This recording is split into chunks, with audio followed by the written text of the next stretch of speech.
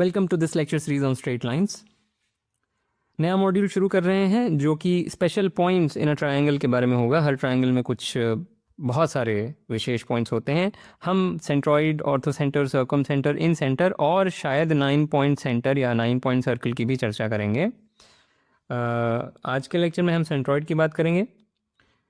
जो main pre requisite है वो है मिड पॉइंट थ्योरम। रिकॉल कर लेते हैं।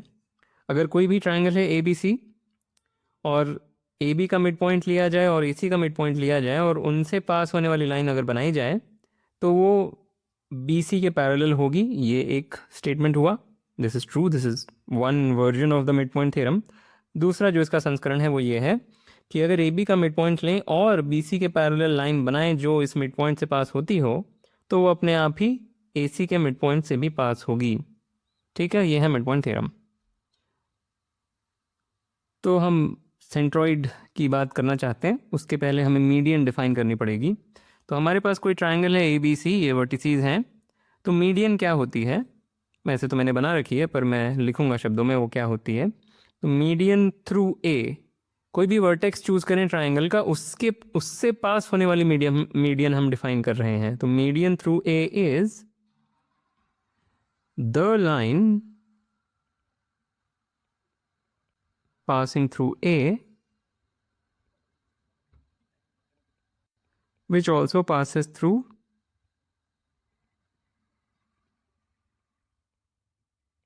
the midpoint of the opposite side to A, यानी BC। क्या बोला जा रहा है? मीडियन पासिंग थ्रू ए हमें डिफाइन करनी है। क्या करें? Take the mid point of BC, call it D। तो ये दोनों बराबर हो गए, यानी कि BD is equal to DC। Mid point का मतलब ये होता है।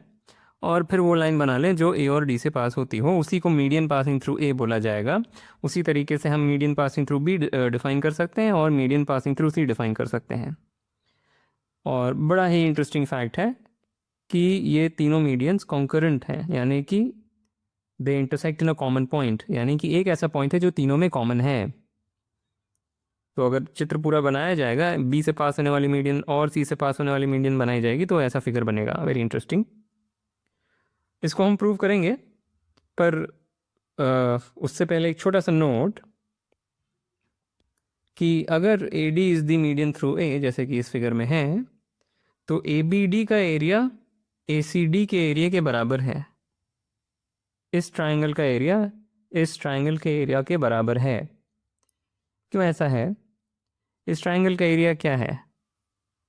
हाफ बेस, अगर इसको बेस ले लें तो हाफ बेस इंटू हाइट, और इसका भी वही है, हाफ बेस इंटू हाइट, पर बेस बराबर हैं दोनों के।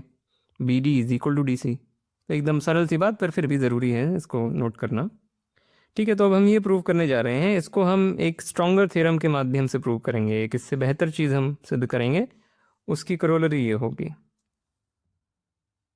तो ये बेहतर चीज़ ये है कि अगर हम ए से पास होने वाली मीडियन बनाएं और बी से पास होने वाली मीडियन बनाएं और उनके इंटरसेक्शन को जी बोल दें, तो A G upon G D is to one. तो मैं बना देता हूँ, ये रही बी से पास होने वाली मीडियन।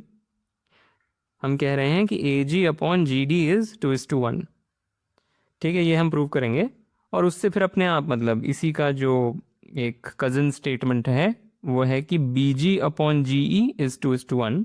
और उसी का एक और कज़न स्टेटमेंट है कि अगर, ठीक है आगे उसकी बात कर लेंगे, अभी हम बस इतना ही सिद्ध करते हैं कि A G upon G D is to one. ठीक है, और इसको कई तरह से किया जा सकता होगा। एक जो बहुत स्टैंडर्ड प्रूफ है वो मैं दे देता हूँ मिड पॉइंट थ्योरम्स यूज़ करके। तो हम क्या करेंगे, हम डी से पास होने वाली वो लाइन बनाएंगे जो बी ई के पैरेलल है। ठीक है, शायद मैंने अगले पेज पे बनाई हुई है, नहीं बनाई है तो बना देता हूँ। ठीक है, तो हमने डी से पास होने वाली वो लाइन बनाई जो बी ई के पैरेलल है। और याद रखें कि B was a median, was the median passing through B. तो A E is equal to E C, ये हमें पता है। और A D was the median passing through A, तो B D is equal to D C, ये भी हमें पता है। ठीक है, हमने ये पैरेलल लाइन बना दी। अब क्या करें, इस ट्रायंगल को नोट करें। ये ट्रायंगल में this is the mid point of this side, और ये एक लाइन है जो इस साइड के पैरेलल है। तो बाय मिड पॉइंट थ्योरम ये और ये बराबर होंगे। दूसरे शब्दों में ये मिड पॉइंट है EC का। ये जो पॉइंट है इसको मैं K बोल देता हूँ। K is the mid point of EC, therefore अगर मैं इसको डबल डैश कर दूँ तो ये भी डबल डैश हो गया। KC is equal to EK। फिर से रीज़न वही है कि इस ट्रायंगल में मिड पॉइंट थ्योरम लगाया है। इसको बेस की तरह से इमेजिन कर लें, ये मिड पॉइंट है इस साइड का, और फिर एक लाइन पैरेलल बनाई गई बेस के, तो फिर वो ऑपोजिट साइड को भी या दूसरी साइड को भी मिड पॉइंट पर ही मिलेगी। मिड पॉइंट थ्योरम का ये स्टेटमेंट है। ठीक है, अब ये ट्रायंगल कंसिडर करें। यहाँ पे एक्चुअली हम मिड पॉइंट थ्योरम नहीं, अब हम सिमिलैरिटी लगाएंगे। कोई बात नहीं, मैंने रिकॉल नहीं किया पर आपको पता है। इस ट्रायंगल को अगर देखें तो ये लाइन इस बेस के पैरेलल है। मैं DK को बेस की तरह से सोच रहा हूँ। तो triangle AGE is similar to triangle ADK, right. ये जो ट्रायंगल है ADK वो AGE के सिमिलर है, और सिमिलैरिटी अगर यूज़ करेंगे तो हमें मिलेगा AG upon GD is AE upon EK। ठीक है, हमें AG अपॉन GD पर ही कमेंट करना है। तो AE अपॉन EK क्या है? अब अगर इसको x बोल दें, इस लेंथ को x बोल दें, तो ये भी x है। ये तो अभी अभी हमने प्रूव किया। पर क्योंकि E मिड पॉइंट है AC का और ये 2x के बराबर हुई, तो ये भी 2x के बराबर है। ठीक है, तो AE is 2x, EK is x, which is 2, और इसको 2/1 भी लिखा जा सकता है, और उस वजह से AG अपॉन GD इज 2/1। तो ये हमने प्रूव कर दिया। पर इससे ये कैसे प्रूव हो गया?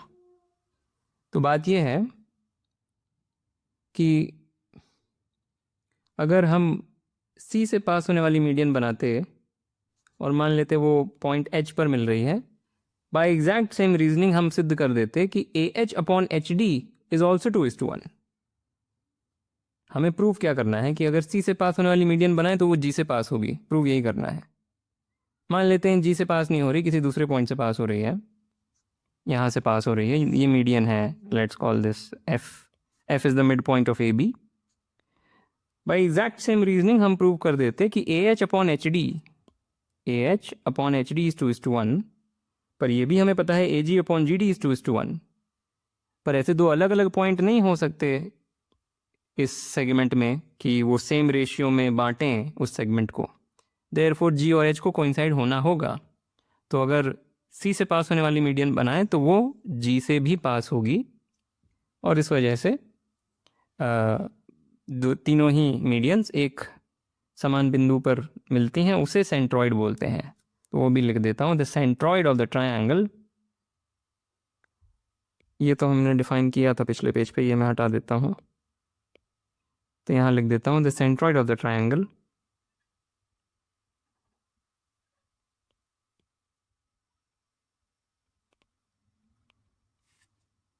of a triangle ABC is the point where the three medians meet।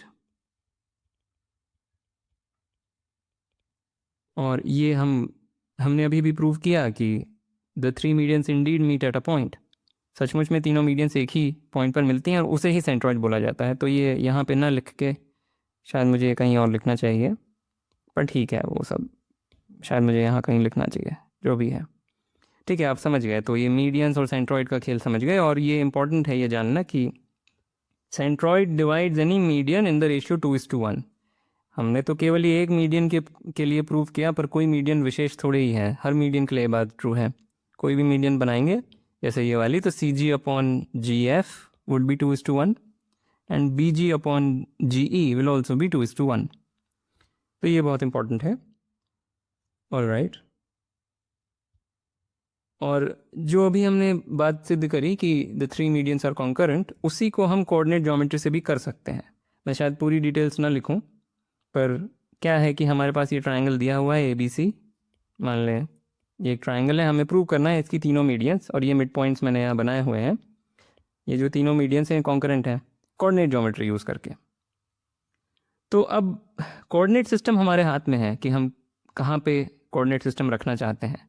तो सबसे आसान होगा ओरिजिन इसको ले लें और एक्स एक्सिस इसको ले लें और फिर वाई एक्सिस इसको, और एक और हम रिडक्शन कर सकते हैं कि ये जो पॉइंट है इसके कोऑर्डिनेट्स हम 1,0 रख सकते हैं, क्योंकि 1 यूनिट क्या है वो तो हमारे हाथ में है। ठीक है, उसके बाद ये वर्टेक्स फिर हमारे हाथ में नहीं है, इसको हमें आर्बिट्री लेना पड़ेगा A, B। तो वही करेंगे, ये कोऑर्डिनेट एक्सिस हमने बना ली, ये है 1,0, ये है A, B। ठीक है, और ये क्योंकि मिड पॉइंट है इस सेगमेंट का तो हमें इसके कोऑर्डिनेट्स पता है, ये है 0.5, और ये मिड पॉइंट है इस सेगमेंट का तो इसके भी कोऑर्डिनेट्स पता है, और उसी तरीके से ये मिड पॉइंट है इस सेगमेंट का तो इसके कोऑर्डिनेट्स हो जाएंगे by the mid point formula once again A/2, B/2। तो वो आप तीनों मीडियंस की इक्वेशन लिख सकते हैं, इसकी लिख सकते हैं, इसकी लिख सकते हैं और इसकी लिख सकते हैं, और फिर क्राइटेरियन फॉर कॉन्करेंसी लगा सकते हैं। अगर हमारे पास तीन लाइन्स हैं A1x plus B1x plus C1 is 0 and similarly the other two lines, ऐसी तीन लाइन्स हैं, तो कब ये कॉन्करेंट होती हैं? तब और केवल तब जब ये संख्या 0 होती है, और ये एक डिटर्मिनेंट के फॉर्म में लिखा है, पर हम, अगर आपको डिटर्मिनेंट्स नहीं पता तो हमने इसका एक पूरा एक्सपेंडेड वर्जन भी दिखाया था। ठीक है, तो वो क्राइटेरियन यूज़ करके आप लिख सकते हैं, जस्ट प्योर कैलकुलेशन, इसमें कुछ भी दिमाग लगाना ही नहीं है। And that is the power of coordinate geometry की कैलकुलेशन पर आप ख़त्म कर सकते हैं अपना thought. Okay, so I think I don't know if there is anything more here. इसके बाद इलस्ट्रेशंस ही होने चाहिए। नहीं, एक और बात है, एक और बात है, पहले तो कोऑर्डिनेट्स निकाल लेते हैं सेंट्रॉइड के। तो हमारे पास ट्राइंगल है ABC जिसमें कि हमें तीनों वर्टिसेस के कोऑर्डिनेट्स पता है, x1 y1, x2 y2, x3 y3। हम जानते हैं कि तीनों मीडियंस एक कॉमन पॉइंट पे मिलती हैं जिसको हम सेंट्रॉइड बोलते हैं। तो प्रश्न है इसके कोऑर्डिनेट्स क्या है, what are the coordinates of the centroid, और आंसर बड़ा अच्छा सा आता है इसका, averages. x coordinates of the vertices को एवरेज कर दें, y coordinates of the vertices को एवरेज कर दें, वही सेंट्रॉइड है। प्रूफ बहुत आसान है, हमें पता है AG/GD इज़ 2:1। तो अगर हमें D के कोऑर्डिनेट्स मिल गए, ये पॉइंट D है, अगर D के कोऑर्डिनेट्स मिल गए तो हम सेक्शन फॉर्मूला से G के कोऑर्डिनेट्स निकाल सकते हैं। पर D के कोऑर्डिनेट्स हमें पता है क्योंकि D मिड पॉइंट है इन दोनों का, B और C का। तो D के कोऑर्डिनेट्स हमें पता है, they are x2 plus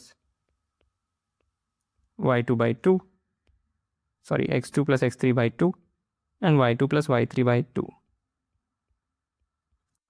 all right, और अब सेक्शन फॉर्मूला से ये 2:1 है, so 2 times this quantity plus 1 times that quantity divided by 2 प्लस 1 is the x coordinate of the centroid. जो भी है आप सेक्शन फॉर्मूला लगाएंगे तुरंत ये फॉर्मूला निकल के आएगा। So the proof is just section formula. Great, पर मुझे एक और अच्छी बात बतानी है सेंट्रॉइड के बारे में, कि कोई भी ट्राइंगल है ABC और G उसका सेंट्रॉइड है, तो हम क्या बोलना चाह रहे हैं, हम कह रहे हैं कि ये जो तीन ट्राइंगल बनेंगे, AGB एक ट्राइंगल है, फिर BGC, फिर CGA, ये जो तीनों ट्राइंगल हैं तीनों के एरियाज बराबर हैं। ठीक है, दिस इज़ वन स्टेटमेंट। और दूसरा स्टेटमेंट ये है कि सेंट्रॉइड एकमात्र ऐसा पॉइंट है जिसके पास ये प्रॉपर्टी है, एकमात्र ऐसा पॉइंट जो ट्राइंगल के अंदर है और जिसके पास ये प्रॉपर्टी है। ठीक है, मेरे ख्याल से ट्राइंगल के बाहर भी अगर लेंगे तो भी शायद एकमात्र ही, मतलब ट्राइंगल के बाहर ऐसा कोई पॉइंट होगा नहीं मेरे ख्याल से, मैंने सोचा नहीं, आप सोचें, मुझे बताएं कमेंट्स में। ट्राइंगल के अंदर एकमात्र ऐसा पॉइंट है जिसके पास ये प्रॉपर्टी है कि वो ट्राइंगल को तीन बराबर एरियाज़ के छोटे छोटे ट्राइंगल्स में बांट देता हो। तो पहले तो हम ये सिद्ध करेंगे कि सेंट्रॉइड के पास ये प्रॉपर्टी है, और फिर देखेंगे कि किसी और बिंदु के पास ये प्रॉपर्टी क्यों नहीं हो सकती। तो ये वाला स्टेटमेंट शो करने के लिए पहले हम ये जो तीन सेगमेंट्स हैं इनको एक्सटेंड कर लेंगे, वो कर लिया। और अब इस ट्राइंगल को अगर देखें तो ये जो सेगमेंट है वो मीडियन है इस ट्रायंगल का, इस वर्टेक्स से पास होता हुआ। ये वर्टेक्स जी है, ये डी, ये ई, ये एफ। अगर इस ट्रायंगल को देखें बी जी सी को, तो G D is the median of this triangle passing through G. क्यों? क्योंकि B D is equal to D C, D mid point है बी सी का। उस वजह से जो भी इसका एरिया है वही इसका एरिया है। ये हमने एकदम शुरू में बात करी थी मीडियंस के बारे में। तो जो भी बी जी डी का एरिया है वही जी डी सी का एरिया है। दोनों को ए बोल देते हैं, this is A and this is a. Okay, similar reasoning, ये जो एरिया है वही ये एरिया है, तो दोनों को बी बोल देते हैं। मे बी बी अच्छा नाम नहीं है, सी बोल देते हैं, क्योंकि ये सी के ऑपोजिट बैठा हुआ है, इसको सी बोल देते हैं। और उसी वजह से ये दोनों एरियाज भी बराबर हैं, तो इनको हम बी बोल देते हैं। ठीक है, पर अब इस ट्रायंगल को देखें, ये ट्रायंगल और ये ट्रायंगल, इन दोनों का भी एरिया बराबर है, क्योंकि A D is the median of this triangle passing through A. तो ये एरिया और ये एरिया बराबर होगा। इस वजह से हमें मिला कि 2c plus A is equal to 2b plus A. ये जो पूरा एरिया है ये है 2c प्लस ए, और ये जो पूरा एरिया है ये है 2b प्लस ए। तो यहाँ से फिर हमें आएगा कि b is equal to C, b is equal to C, और फिर उसी रीजनिंग से a is equal to b, तो तीनों ही बराबर हो जाएंगे, a b c सब बराबर हैं। तो उस वजह से 2a 2b और 2c भी बराबर हैं, और वही इन तीनों के एरियाज़ हैं। 2a 2b 2c ही एरियाज़ हैं बी जी सी एट्सेट्रा एट्सेट्रा एट्सेट्रा, वो आप समझ गए। तो ये बात तो हमने सिद्ध कर दी। अब हमें शो करना है कि सेंट्रॉइड एकमात्र ऐसा पॉइंट है जिसके पास ये प्रॉपर्टी है, कम से कम ट्रायंगल के अंदर एकमात्र ऐसा पॉइंट है जिसके पास ये प्रॉपर्टी है। आपकी एक्सरसाइज है ये सोच के बताना कि क्या ट्रायंगल के बाहर ऐसा कोई पॉइंट हो सकता है। तो वो कैसे देखें? मान लेते हैं कोई सा पॉइंट है ट्रायंगल के अंदर जिसके पास वही प्रॉपर्टी है। ये पॉइंट को मैं पी बोल देता हूँ, और हमें दिया हुआ है कि area of BPC is area of CPA, which is the area of APB. Great, ये हमें दिया है, हमें शो करना है P is the centroid, so want to show। ठीक है, और जहां मैं ये मान के चलूंगा P is inside the triangle, just for my comfort, मुझे नहीं लगता फर्क पड़ेगा रीजनिंग में बहुत ज़्यादा। तो ये देखते हैं वो कौन से पॉइंट्स P हैं such that area of BPC is 1/3 of the total area. अगर ये तीनों एरिया बराबर हैं, और क्योंकि P is inside the triangle, हमें ये पता है कि area of PBC should be 1/3 of the area of ABC, right? So this is also equal to 1/3 of the area of triangle ABC। ठीक है, तो यहाँ पे वो बात भी यूज़ हमने कर ली कि P is sitting inside the triangle, जैसे ही ये इक्वेशन लिखी। तो वो कौन से सारे पॉइंट्स हैं जो ये इक्वेशन सेटिस्फाई करते हैं?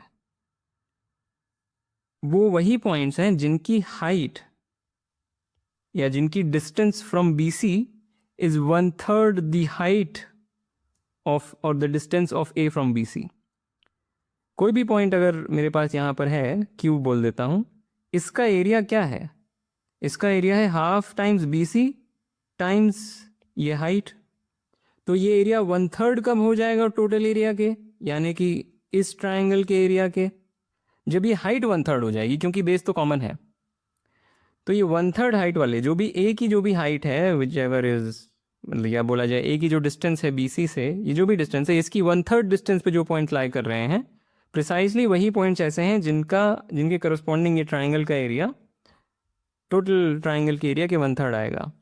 अब ऐसी दो लाइंस हैं, या मैं कहना चाह रहा हूँ कि सबसे पहले जो ऊपर आएंगी BC के ऊपर और 1/3 हाइट वाले, तो वो इस लाइन पे पॉइंट्स जो भी लाई कर रहे हैं वो होंगे, और नीचे आएंगे।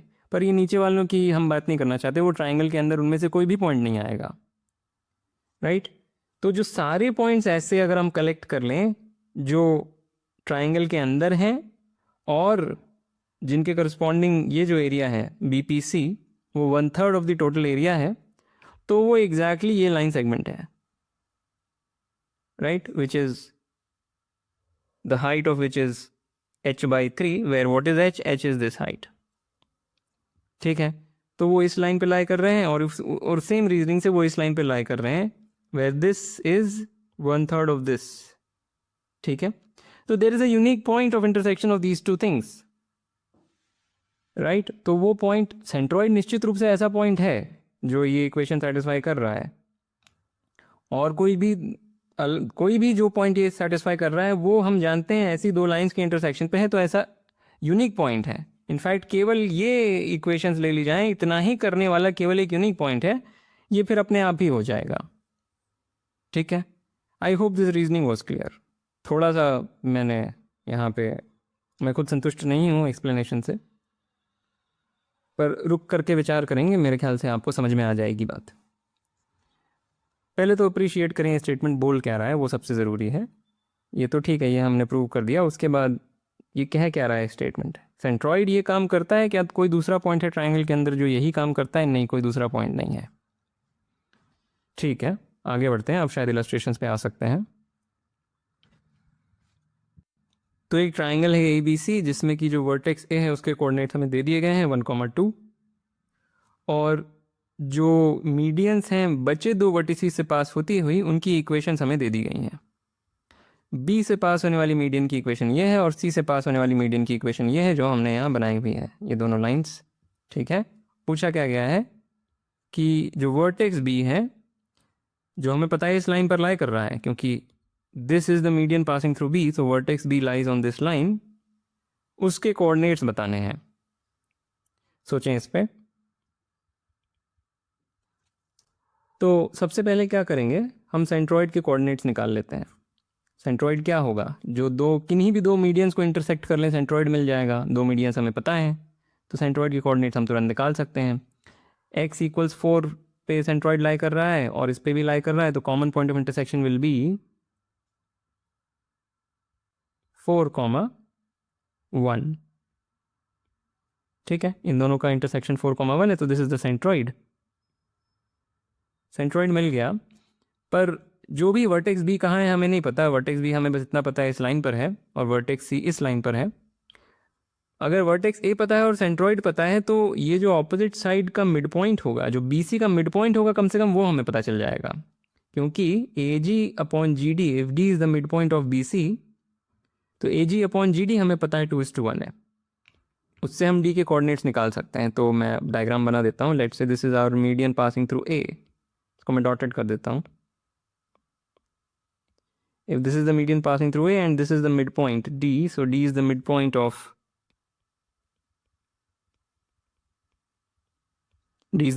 BC, तो उसके कोऑर्डिनेट्स क्या होंगे, से D is H, K, पर क्योंकि AG is to GD is 2:1, हमें पता है कि twice of H plus 1 divided by 3 and twice of K plus 2 divided by 3। तो ये क्या कर रहा हूँ मैं, this is 2, this is 1, तो 2 times the x coordinate plus 1 times the x coordinate of this guy divided by 2 plus 1, that is the x coordinate of the centroid and this is the y coordinate of the centroid, और वो हम जानते हैं 4,1 के बराबर है। तो इससे हमें मिला कि h is, गंदा आंसर, 12 - 1/2, और k is 1/2। और ऐसे ही कुछ आना भी चाहिए था, जब यही 1 है तो D तो उससे भी नीचे है, तो we couldn't have expected much better than this। ये शायद सही है कैलकुलेशन। तो हमें पता चला कि इसके कोऑर्डिनेट्स क्या हैं। इसके कोऑर्डिनेट्स हैं 11/2। ठीक है, पर हमें D नहीं निकालना था, हमें B के कोऑर्डिनेट्स निकालने थे।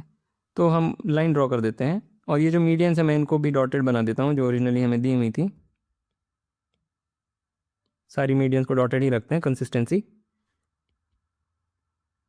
ठीक है, और जो साइड BC है वो फिर कुछ ऐसी दिखेगी, जस्ट समझने के लिए बना रहा हूँ। कुछ ऐसी दिखेगी जो साइड बी सी है।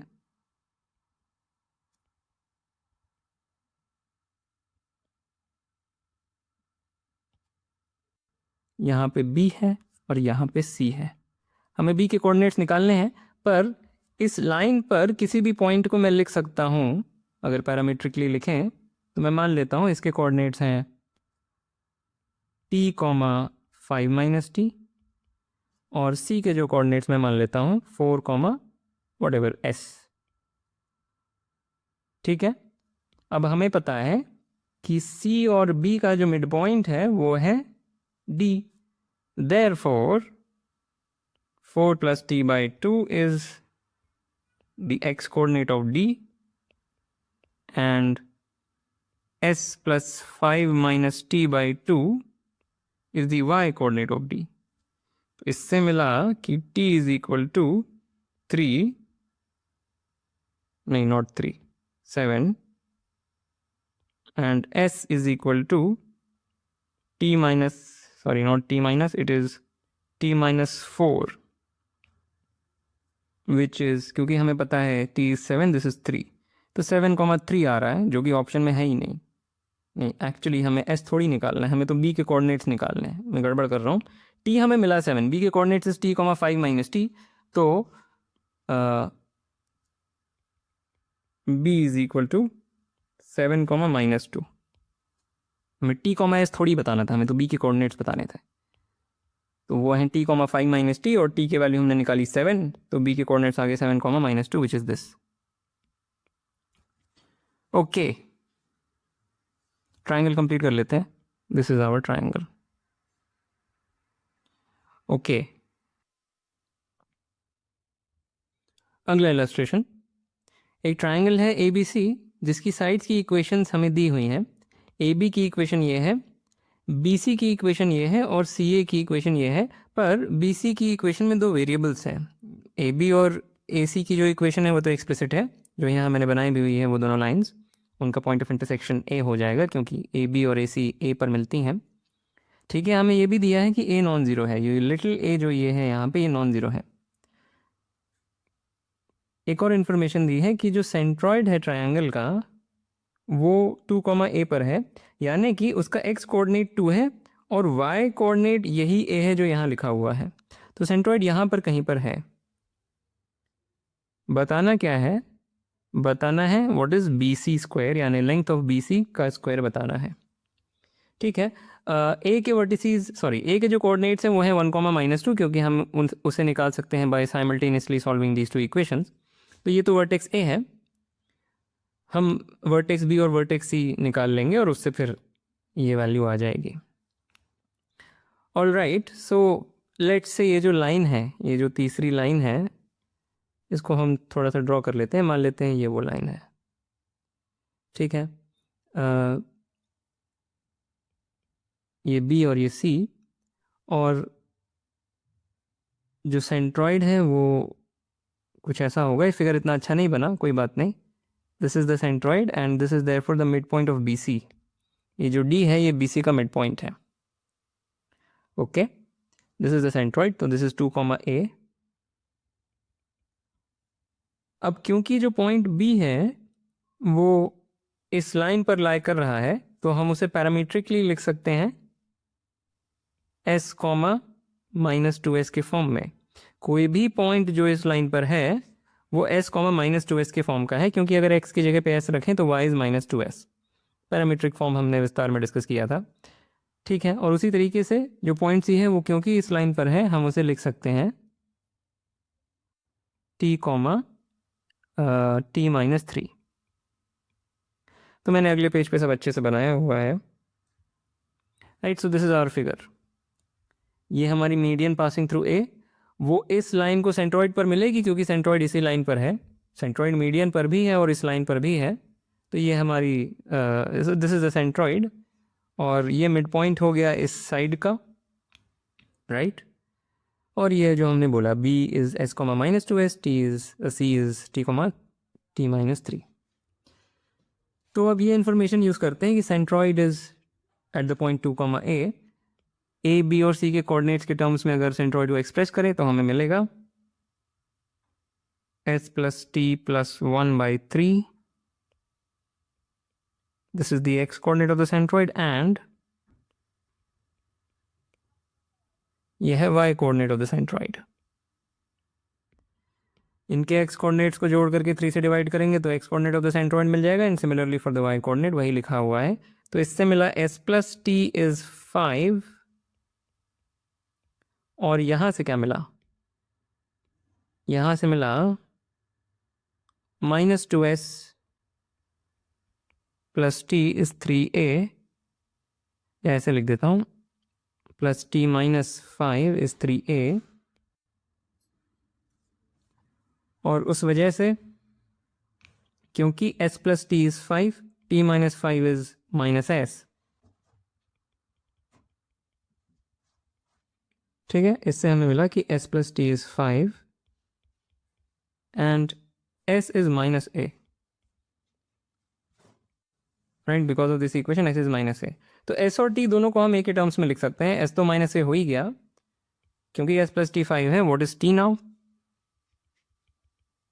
t is 5 plus a and s is minus a. तो अब इसको हम रिप्लेस कर दें क्या? यहाँ पे फिगर में ही रिप्लेस कर देते हैं. तो b बन गया -a, 2a राइट, और ये बन गया 5 plus a, 2 plus a. All right, और अब हम ये भी यूज़ करेंगे इन्फॉर्मेशन कि ये जो दोनों पॉइंट्स हैं वो इस लाइन पर हैं जिसकी इक्वेशन हमें p और a के टर्म्स में है. p is some parameter. ठीक है, तो now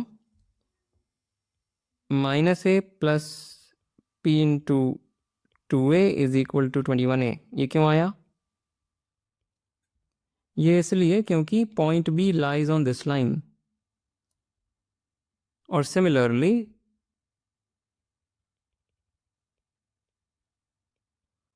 sorry, this is 21a, sorry about that. This is also equal to 21a. ठीक है,